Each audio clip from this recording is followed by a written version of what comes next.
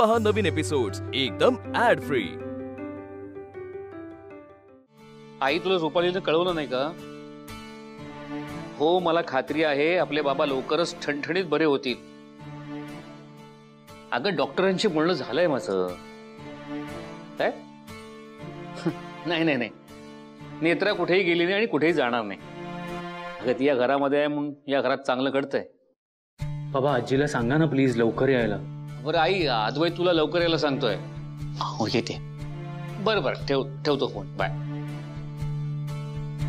भाऊजी, आई कधी येत आहेत? येतील 2-3 दिवसात।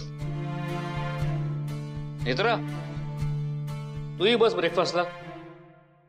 हो नेत्रा, तू बस सगळ्यांबरोबर बस ग। नेत्रा तुला या घरातून किती दिवस झाले? अगं तू आमच्याच घरातली आहेस। नाश्ता जेवण करायला आमच्याबरोबर बसत जा। ये बस बस बस बस। I second that. अगं बस।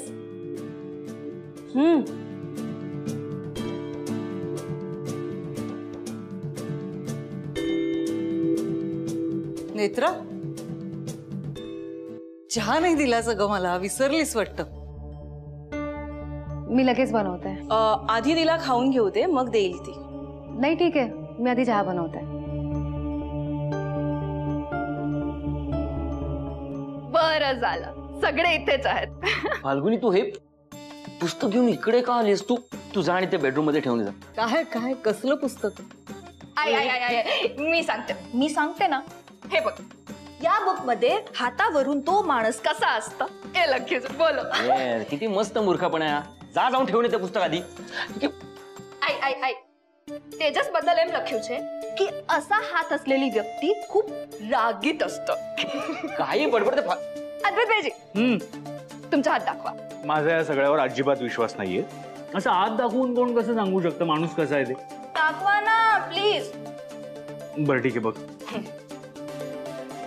परफेक्ट। काय लिहिलंय काय? असा हात असलेली व्यक्ती फॅमिलीशी खूप अटॅच असतं। एकदम बरोबर लिहिलंय मग या पुस्तकात। हो ना हो ना। पप्पाजी, तुमचा हात दाखवा। माझा? उजवा डावा कुठला? कोई पण। सीधा हात, शांत स्वभाव, कमी बोलणं, एकदम परफेक्शनिस्ट। नशीब एवढंच लिहिलंय। काकुमा, काकुमा, तुमचा हात दाखवा। माझा? नको ग। का नको? आत्ता माझ्यावर हसत होतीस ना। बघ बघ हात बघ तू। दाखवा ना। बघ ग। ही माणूस सगळं स्वतःचं खरं करतं, त्याला खूप राग असतो। हा करेक्ट आहे, परफेक्ट आहे। पुस्तक इतकं मस्त आहे ते। आई, तुम्हारी बारी, तुमचा हात दाखवा।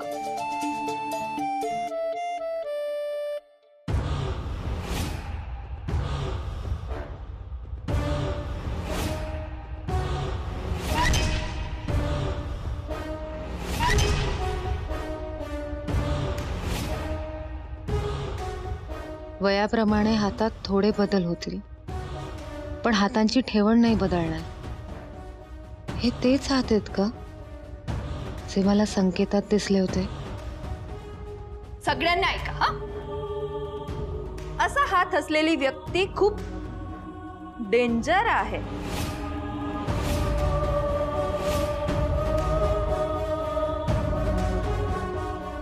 त्याच्या पोटावरून एक असतं आणि मनात दुसरं। ही माणूस कधीही काहीही करू शकतं, त्याच्यावर विश्वास ठेवू नका। एवढं लक्ष्य बुक मध्ये बोलो। अरे ठीक आहे, म्हणजे मी आहे का अशी? नाही ना। मग मला तर असं वाटतं ना फाल्गुनी, की नशिबावर विश्वास ठेवण्यापेक्षा आपल्या कर्तृत्वावर विश्वास ठेवावा। नाही करेक्ट आहे तुझं, मला पण असंच वाटतं। बस बस खाऊन घे।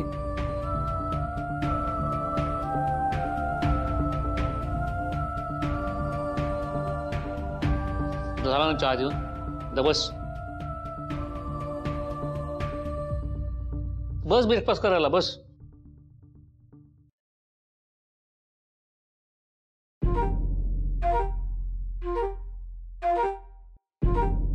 नेत्रा, अगं आमच्या बेडरूम मध्ये ना जरा आवरायला झालंय. खूप पसारा झालाय, कचरा पण काढायला हवाय. काढशील का जरा प्लीज खायच्या आधी? हो.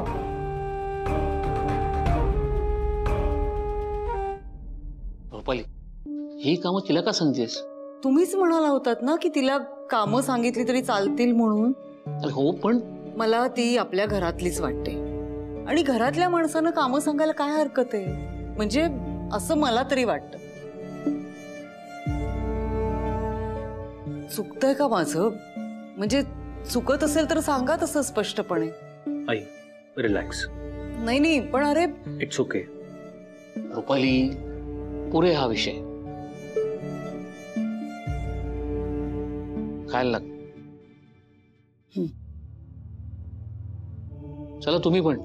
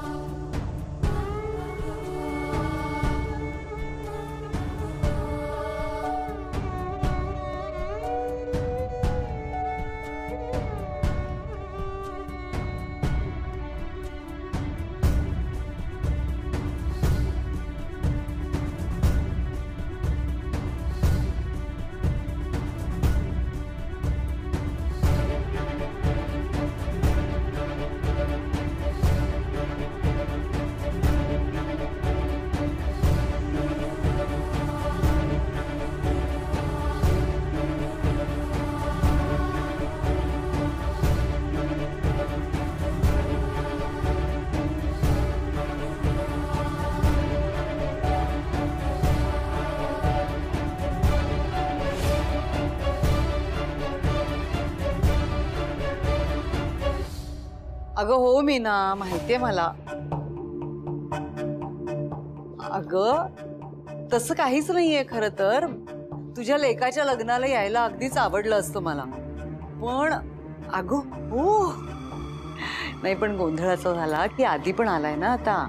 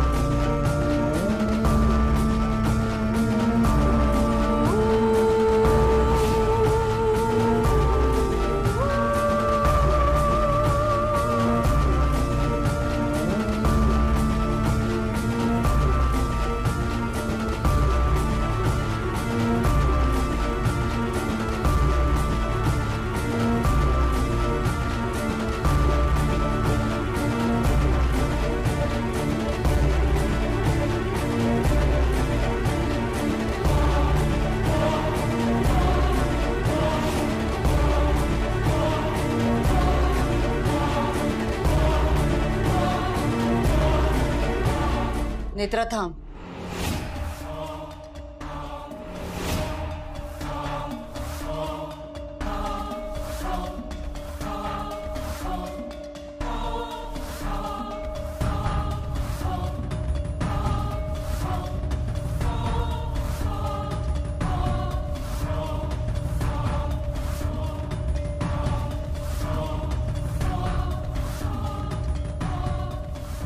सुमन गावाला जाते, सुट्टीवर असेल ती. सगळी कामं करशील ना तू? हो. एवढा कचरा फेकून येते.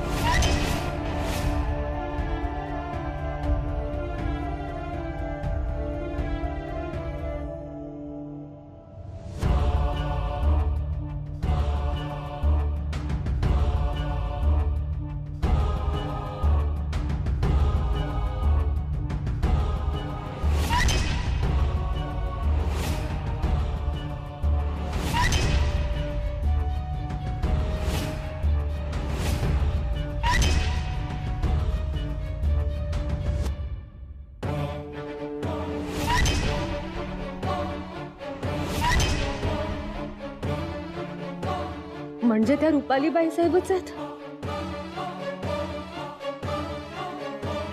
आतापर्यंत माझं मन मला जे सांगत होतं ते खरंय.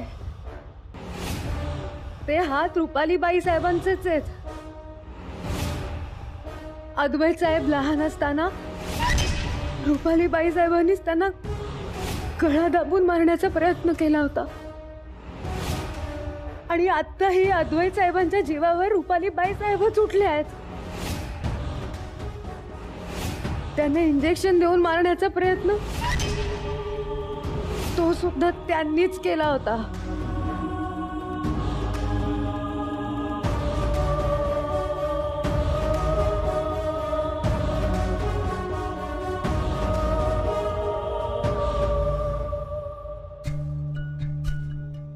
आता हे सगळं कसं पटवून देऊ शेखर साहेबांना? पुरावे नसताना मी बोलले तर शेखर साहेब, अद्वैत साहेब कोणीच विश्वास नाही ठेवणार. त्यांना रुपालीबाई साहेबांचं सत्य पटवून द्यायचं असेल तर काही करून पुरावे शोधावेच लागतील. घरातल्या सगळ्यांचा बाई साहेबांवर खूप विश्वास आहे. अगर रुपालीने या घरासाठी, आपल्या कुटुंबासाठी, या नात्यासाठी आणि विशेष करून अद्वैतसाठी जे काही केलंय ना, असा संशय घेऊन ते सगळं मातीमोल ठरेल ग. सख्य आई वगैरे काही नाही. माझी फक्त एकच आई आहे जिचं नाव रुपाली. ती आत्ता खाली घरात. त्या पुन्हा अद्वैत साहेबांना मारण्याचा प्रयत्न करणार.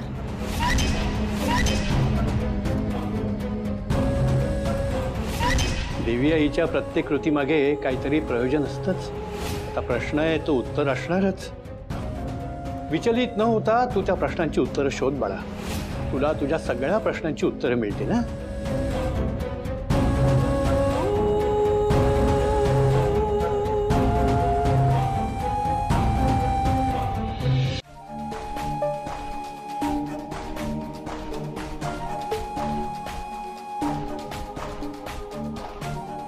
काकू आज प्यायलाच हवी का? का? काही काम बाकी आहे का अजून? नाही तसं नाही. हा, बाय द वे, तुला गुड न्यूज कळली की नाही? उद्यापासून सुमन सुट्टीवर आहे. हो कळलं मला. सुमन सुट्टीवर जात नाहीये.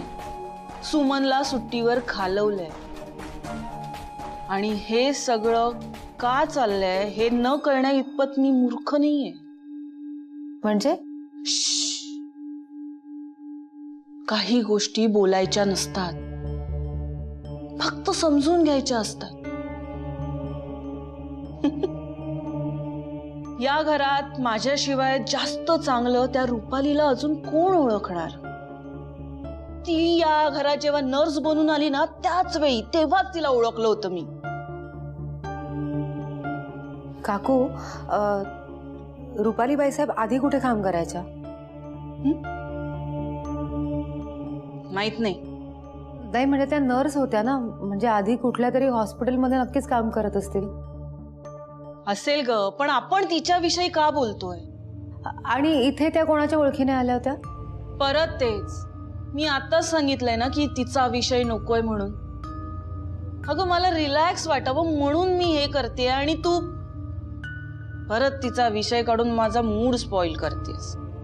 नाही नाही, मला फक्त विचारायचं होतं की त्या आधी कुठे काम करायच्या, म्हणजे कुठल्या हॉस्पिटलमध्ये, आणि इथे त्या कोणाच्या ओळखीने आल्या आहेत का?